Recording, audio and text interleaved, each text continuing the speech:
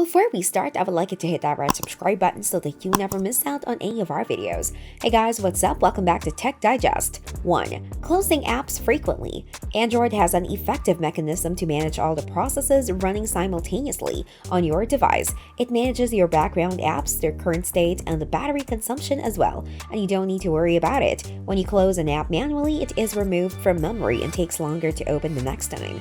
Your goal might be to free up resources on your phone, but it doesn't always work like that. You can read up why you shouldn't close apps on Android to learn more. Number 2. Using fake cleaning battery or RAM booster apps. There are tons of apps on Google Play that claim to clean your phone or boost its battery and RAM. The bad news is that a lot of these apps don't do much at all. In fact, some of them might actually consume your phone's resources, negatively affecting its performance. They make big promises but only exist to show you ads or sell you in-app purchases. Most of the booster apps are unnecessary because the Android system manages these things automatically for you. However, there are some cleaning apps for Android that are not more placebos. Number 3. Installing apps from unknown sources. Sometimes when you can't find an app or a game on Google Play, you might be tempted to search Google for an APK file from a third-party website. Apps from these websites are not verified by your phone, potentially exposing you to security and privacy threats. If you just want a regular version of an app that you can't find on Google Play in your region, you'll be alright in most cases if you use these sites for Android APK downloads, but you're more likely to get viruses and spyware if you try to install a cracked or modded version of a paid app. Number 4. Tapping on dodgy ads in apps and browsers.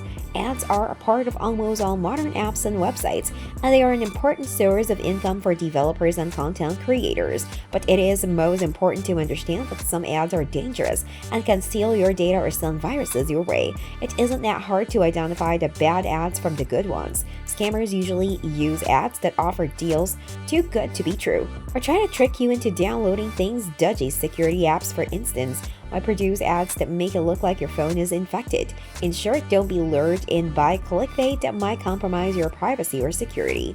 Number 5. Giving unnecessary permissions to apps. App permissions allow an app to access data and resources from your device so that it can provide its relevant functionality. When you install an app, several pop-ups appear to request permissions. A gallery app will ask for access to your photos, for example, or a messaging app will need to be able to see your contacts. But some of these permissions are not necessary and are used to collect data for analytics and personalize ads, or even to spy on you. Therefore, it is necessary to read the permissions pop-up carefully and only allow the ones that are relevant to the proper functioning of the app. You can manage permissions for your apps in the system settings. If the app isn't from a renowned developer and it asks for too many permissions, you might want to run a background check on it or look for an alternative. Number 6. Rooting, unlocking, bootloader, and flashing. Android is an open-source operating system which makes it flexible for customization, though despite this flexibility, there are some restrictions in terms of accessing the core system files. This is where rooting comes into play. It is the process that allows you to access that core, which is protected in Android OS by default. Similar to root access, there is another element of the system that's locked. It's called the bootloader and is responsible for launching the operating system on your phone. You need to unlock the bootloader if you plan on flashing a custom ROM on your device. While this all sounds great, in theory it carries a lot of risks. All of these processes can void your warranty and can potentially break your phone. And even if you succeed, you might be prone to security threats. If you want to play around and explore the possibilities, it might be a good idea to experiment with a spare phone. This way, you can learn without endangering your primary Android device. 7. Not backing up your data. Android phones use RAM for storage. Although it is non-volatile memory, some incidents can cause damage to your data. Sometimes the system updates might crash or you might be forced to reset your phone for some reason. So it is always recommended to use a backup service to keep your data safe. You can use the default Google Backup, which backs up all your apps, contacts, and settings effectively. For a detailed guide exploring various backup options, check out how to back up your Android device properly. This brings us to the end of our video. I hope you enjoyed it.